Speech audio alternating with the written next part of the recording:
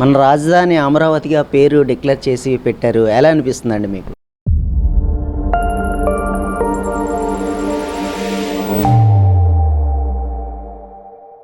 నాకే కాదండి, మొత్తం ఆంధ్రప్రదేశ్లో ఉన్న ప్రతి ఒక్కరు కూడా చాలా సంతోషంగా ఉన్నారు ఈరోజు. ఎందుకంటే చాలా గర్వంగా మనం ఫీల్ అయ్యే రోజు ఇది. ఎందుకంటే అమరావతి మన ఎప్పుడైతే డివైడ్ చేశారో, స్టేట్ని డివైడ్ చేశాక రాజధాని కోసం ఎన్నో రకాలుగా మనం ఎన్నో విధాలుగా మనం ట్రై చేసాం. మంచి ప్లేస్ ఒకటి ఫైనల్గా అమరావతి అని, అది అమరావతిలో ఎంత పవిత్రత ఉంది ఆ పేరులోని వింటుంటే.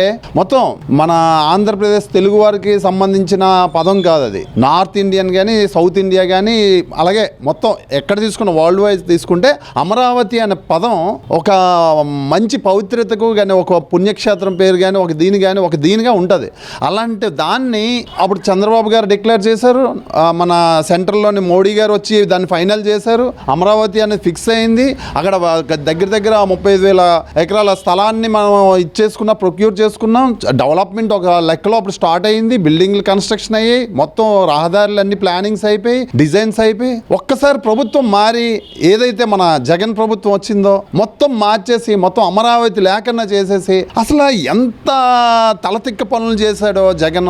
ప్రజలు విసిగిపోయి అందుకే 11కి దించారండి. అసలు బుర్రున్న వ్యక్తి ఎవడైనా ఇప్పుడు ఏమని మాట్లాడతాడు? అసలు రాష్ట్రాలకి రాజధాని అక్కర్లేదట. రాష్ట్రానికి రాజధాని లేకపోతే ఏ విధంగా పరిపాలన జరుగుతుంది? అసలు ఇలాంటి తెలివి తక్కువ పనుల వల్లే 3 రాజధానులు పెడదామని 3 రాజధానులు పెట్టాడు. దేనికి? అతని తాలూకా రియల్ ఎస్టేట్ దందాను కానీ, ఆయన డబ్బుల తాలూకా ఇది కానీ పెంచుకోవడానికి, వాళ్ళు సంపాదించుకోవడానికి రియల్ ఎస్టేట్ ద్వారా చేయడం కోసం 3 రాజధానులు అన్నాడు. 3 రాజధానుల్లో ఎక్కడైనా ఒక దగ్గర ఒక ఇటుకేసాడా? ఏసిందల్లేటి విశాఖపట్నంలోని ఆ రుషికొండ ప్యాలెస్ ఒకటి కట్టుకున్నారు. అతని ఆలోచన ఏంటి? ఒక 30 సంవత్సరాలు నేనే ఉండిపోతాను సీఎంని, అంటే చనిపోయే వరకు నేనే సీఎంని అని ఫిక్స్ అయిపోయి రుషికొండలో ఒక ప్యాలెస్ కట్టుకున్నాడు. దానికి డబ్బులు తగలేశారు. దగ్గర 400 నుండి 500 కోట్ల రూపాయలు ప్రజాధనాన్ని దుర్వినియోగం చేశాడు. ఎప్పుడైనా ప్రజలకు ఉపయోగపడే ఒక కంపెనీ కానీ, ఏదైనా పోనీ విశాఖపట్నం కానీ వచ్చాయా? కంపెనీలు వెళ్ళిపోయి. అమరావతి అన్నది ఫైనల్గా ఈరోజు మనకు శాసనమండలిలో కానీ, లేకపోతే పార్లమెంట్లో కానీ రాష్ట్రపతి గారు ఆమోదం పొంది ఒక రాజముద్ర పడిపోయింది. దాన్ని అయితే ఎవరు మూవ్ చేయలేరు. ఇప్పుడు జగన్ అయితే ఏదో అనుకుంటున్నాడు. మొన్న కూడా మాట్లాడి జగన్ గారు, మీరు మాట్లాడుతుందల్లా మీకు బుర్ర స్థిమితం లేనట్టుంది. మీరు బెస్ట్ ఆంధ్రప్రదేశ్లోనైతే ఉండట్లేదు. బెంగళూరు ప్యాలెస్లో ఉంటారు, బెంగళూరులోనే ఉంటారు. బెంగళూరు నుంచి ఏదో ఒక శనివారం శుక్రవారం వస్తుంటారు. మీ వాళ్ళు చెప్పిన మాటలు ఇవన్నీ మేం కాదు.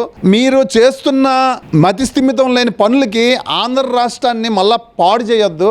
నేను మళ్ళా పరిపాలనలోకి వస్తాను, నేను వచ్చిన తర్వాత ఆంధ్రప్రదేశ్ తాలూకా అమరావతిని మార్చేసి నేను మావిగన్ అని పేరు పెడతాను. ఎక్కడొక పేరు, అక్కడొక ముక్క, ఎక్కడొక ముక్క తెచ్చి మళ్ళా మూడు ముక్కలాట మళ్ళా ఆడుదామని అనుకుంటున్నారేమో. అసలు మీరు ఫిక్స్ అయిపోండి. ఆంధ్రప్రదేశ్లోని ప్రజలందరూ ఫిక్స్ అయిపోయారు.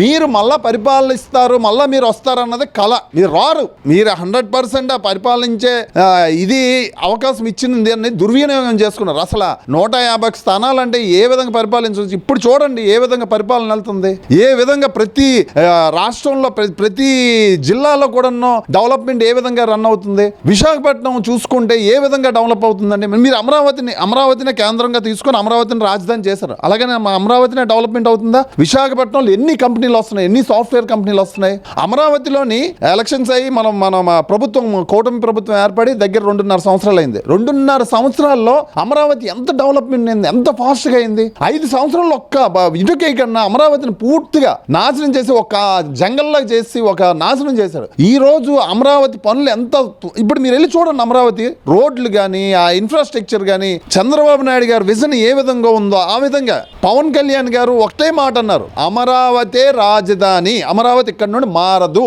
ఎలక్షన్ ముందు కూడా క్లియర్ గా చెప్పారు. జగన్ గుర్తు పెట్టుకో, నీకు అర్థం పాతాళానికి తొక్కేస్తారన్న మాట ఎలాగన్నారో అమరావతి కూడా ఇక్కడే ఉంటుంది. అది జరిగిందా లేదా? జగన్ గారికి అధపాతాళానికి తొక్కేశారు. ఇప్పుడు జనాలే తొక్కారు. మన మాట అనేది కాదు, ప్రజల్లో నా విశ్వాసం ఉంది కాబట్టి అది చేశారు. అదే విధంగా అమరావతి కూడా రాజధాని ఇక్కడే ఉంటుంది, అది ఉండి తీరుతుంది. అమరావతి రేపు పొద్దున ప్రపంచ దేశాలే చూసే విధంగా ఒక హైదరాబాద్ ని ఏ విధంగా హైటెక్ సిటీ ఒకటి ఎందుకురా పనికిరాని రాళ్ళు రప్పలు అన్న దీన్ని ఏ విధంగా హైటెక్ సిటీ అయ్యి ఈరోజు ఇంటర్నేషనల్ లెవెల్లో ఉన్నదో డెఫినెట్ గా అమరావతి కూడా ఆ లెవెల్లో డెవలప్ అవుతుంది. ఈ రాజధాని దేశంలోనే ఉన్న రాజధానులన్నిటికీ ఒక దిక్సూచిగా అవుతుందండి.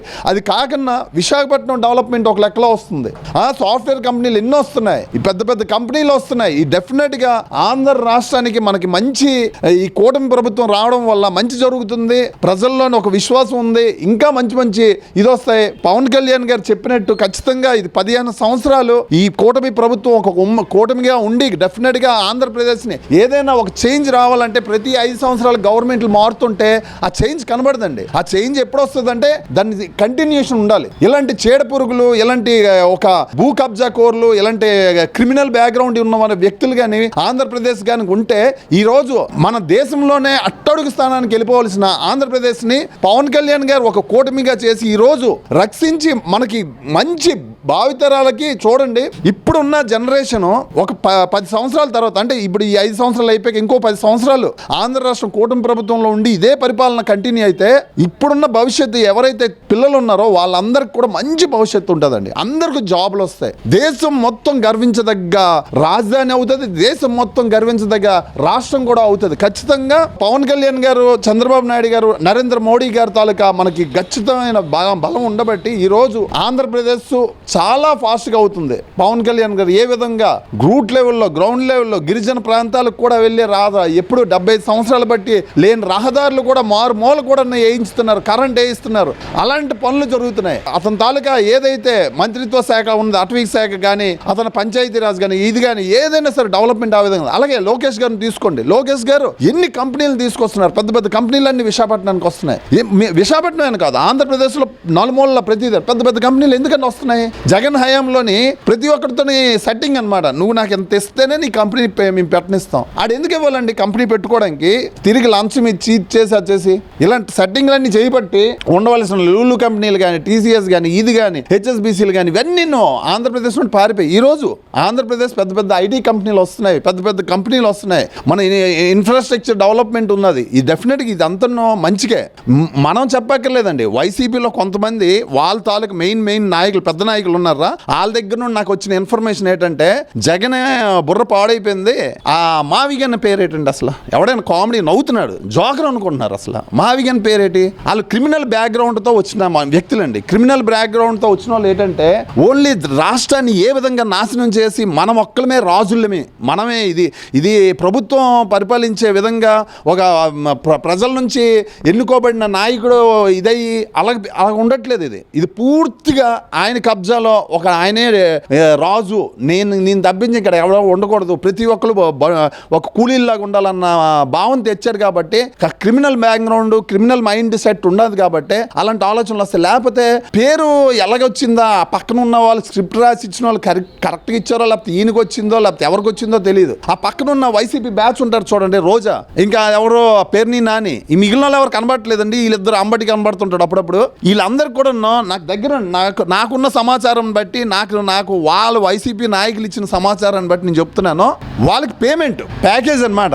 ప్యాకేజ్ మేడం అంటే ఎవరు అనుకున్నారు? రోజా గారు. ఆ మేడం గారికి ప్యాకేజ్ ఇస్తే వచ్చి మైక్ ముందుకు వచ్చి మాట్లాడతారు, నోటికి వచ్చినట్టు మాట్లాడతారు, అమ్మలు అబ్బలు అందరికీ తిడతారు. మనం ఎవరైనా ఏదైనా ఒక మాట అన్నాం అనుకోండి, తిరిగి ఈవిడే పుణ్యమూర్తిలాగా మాట్లాడతారు. ఈవిడే ఇంకెప్పుడు ఏ బూతులు మాట్లాడినట్టు మాట్లాడతారు. జగన్ మొన్న పెద్ద డేటా అంతా చెప్పాడు. ఇగోటి ఈ మంత్రి ఎలా చేశాడు, ఈ ఎమ్మెల్యే ఎలా చేశాడు, మళ్ళీ ఈ మరి బాబు నువ్వు మీ హయాంలోని మంత్రులు, మీ హయాంలోని ఎమ్మెల్యేలు చేసిన బూత్ భాగోతం కానీ, ఒక్కొక్క వీడియోలు కానీ, గంట కానీ, అరగంట కానీ, బాబోని అసలు మీ మంత్రిత్వ శాఖే అంటే ఇంకా వదిలేయండి, ఇంకా దాని గురించి మాట్లాడుకోవడం వేస్ట్. అలాంటి వాళ్ళందరికీ జనసేనలోని పవన్ కళ్యాణ్ గారు అలాంటి విషయం ఒకటి కానీ బయటకు వచ్చిందంటే ఇమీడియట్గా వాళ్ళని సస్పెండ్ చేసి పార్టీ నుండి బయట పెట్టేశారు. అది ఒక నాయకుడికి ఫస్ట్ ఉండవలసిన లక్షణం.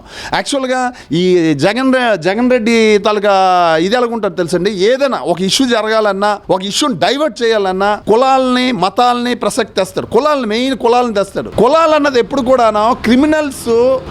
క్రిమినల్స్ మెంటాలిటీ అనేది, క్రిమినల్స్ అన్నది సపరేట్ అండి. దాన్ని కులాలను ఆపాదించకూడదు.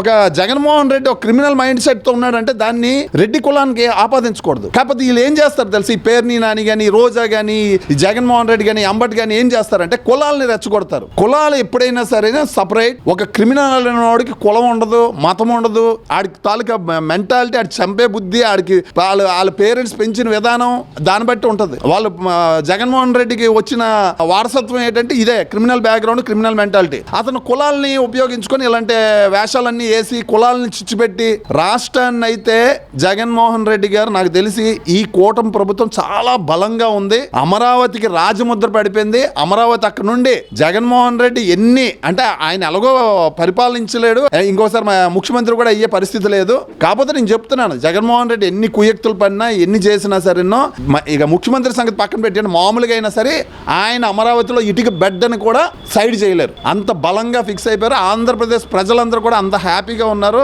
అమరావతి పేరుని పవిత్రంగా చూసుకున్న ప్రతి ఒక్కరు ఆలోచించిన విధానాన్ని మావిగా నన్ను పేరు పెట్టి అసలు జోకర్ కింద అయిపోయారు జగన్మోహన్ రెడ్డి. ఖచ్చితంగా ఆ మెంటాలిటీని మార్చుకోవాలని నేను కోరుకుంటున్నాను. జగన్మోహన్ రెడ్డి గారు మీకు ఇదే మీ సూచన ఇస్తున్నాం. మీరు ముందు ఆ బెంగళూరు ప్యాలెస్ నుండి, బెంగళూరులోనే మీరు ఏదైతే ప్యాలెస్ లో ఉండి మీరు మీ తాలూకా ఎన్ని అయితే ఆస్తులు కూడబెట్టుకున్నారో, లండన్ లో ఇక్కడ అక్కడ కూడబెట్టుకున్నారో అవన్నీ లెక్కలేసుకుంటున్నారేమో, అవన్నిటికీ కూడా ఎంక్వైరీలు జరుగుతున్నాయి. సరైన రోజు ఇంకొక సంవత్సరం లోపల మీ తాలూకు బాగోతాలన్నీ బయటకు వచ్చి మీరు ఎక్కడ ఉండాలో అక్కడ ఉంటారు. మీరు భయపడకండి. కానీ బెంగళూరు ప్యాలెస్ లోని బాగుందండి మీకు. మీరు ఆంధ్రప్రదేశ్ ముఖ్యమంత్రిగా ఉండి ఒక్కరోజు కూడా అసెంబ్లీకి వెళ్ళరు. ఓన్లీ అసెంబ్లీకి సంతకాలు దేనికి వెళ్తారంటే ఆ రావాల్సిన ప్రతి నెల వస్తుంది కదా శాలరీ, ఆ శాలరీ తీసుకోవడం కోసం నేను ఫిక్స్ అయిపోయి దానికోసం మీరు వెళ్తున్నారు తప్పించి ఒకరోజు, లేకపోతే అది కూడా వెళ్ళరు. మీతో పాటు మీ 10 మంది ఎమ్మెల్యేలను కూడా ఎంత చవటలను చేశారంటే అంత చవటలను చేశారు. ముందు ఏదైనా ప్రజా సమస్య గురించి మాట్లాడాలంటే ముందు మీరు అసెంబ్లీకి రావాలి. అసెంబ్లీకే రారు. మీరు అసెంబ్లీకి రారు పక్కన పెట్టండి. ఆంధ్రప్రదేశ్లో ఉండరు. ఆంధ్రప్రదేశ్లో ఉండగానే బెంగళూరులో ఉంటారు. ఒక ముఖ్యమంత్రి అయ్యి, మాజీ ముఖ్యమంత్రి అయ్యి ఆంధ్రప్రదేశ్లో మీరు ఉండి ఏదైనా ఇష్యూ మీద మాట్లాడాలన్నా చెయ్యాలన్నా చేయొచ్చు. ముందు మీరు చేయాల్సిన పని ఏంటంటే ముందు బెంగళూరు ప్యాలెస్ని ఖాళీ చేసి ఆంధ్రప్రదేశ్కి వచ్చి అప్పుడు మాట్లాడండి. మీరు మాట్లాడిన మాటకి ఒకవేళ విశ్వనీతో ఇది అది అంటారు కదా, మనం తిప్పను ఇవి అవి అంటారు కదా, అవన్నీ చూపించవచ్చు. ఫస్ట్ ఆఫ్ ఆల్ మీ నాయకులే డబ్బులు ఇస్తే గానీ, పేమెంట్ చేస్తే గానీ వచ్చి మైక్ ముందు వచ్చి మాట్లాడే దుస్థితిలో అంటే వాళ్ళు లేరు. ఇప్పుడు వాళ్ళకి మీరు పేమెంట్ చేస్తేనే వచ్చి మాట్లాడుతున్నారు. మీ నాయకులు ఉన్న 2-3 చోట మోట ఆ నాయకులు ఉన్నారు, రోజా కానీ అంబటి కానీ ఈ పేరుని నాని కానీ వీళ్ళు వచ్చి మాట్లాడుతుంది ఏంటంటే వాళ్ళకి పేమెంట్ పడుతుంది. ఆ పేమెంట్ పడుతుంది కాబట్టి వచ్చి మాట్లాడుతుంది. ఖచ్చితంగా జగన్మోహన్ రెడ్డి గారు మీకు ఏమాత్రమైన ఆంధ్రప్రదేశ్ మీద ఇదున్నా ప్రేమ ఉన్న ఆంధ్రప్రదేశ్ ప్రజల మీద ఉన్న మీరు వచ్చి ఆంధ్రాలో ఉండి, ఆంధ్రాలో కట్టుకున్నారు కదా ఒక ఇల్లు అమరావతిలో, అక్కడ కట్టుకున్న దగ్గర ఉండి మీరు మాట్లాడండి. ఎప్పుడో వారంకి 1-2 సార్లు రావడం కాదు, మీరు ప్రతిరోజు ఉండి ప్రజల్లోని ఖచ్చితంగా మీరు మాట్లాడి తీరండి. అప్పుడు ప్రజలే మీకు బుద్ధి చెప్తారు. ఖచ్చితంగా ఏ విధంగా నువ్వు అడుగుతున్నావు, ఏ విధంగా చేస్తున్నావు, ఏ విధంగా నువ్వు మళ్ళీ చేంజ్ చేద్దాం అనుకున్నావు. ఖచ్చితంగా జగన్మోహన్ రెడ్డి గారికి ఇదే నా సూచన. ముందు బెంగళూరు ప్యాలెస్ను వదిలేసి ఆంధ్రప్రదేశ్కి వచ్చి మాట్లాడండి. అప్పుడు మీ తాలూకా మాటలు ఎవడైనా వినడానికి అవకాశం ఉంటుంది.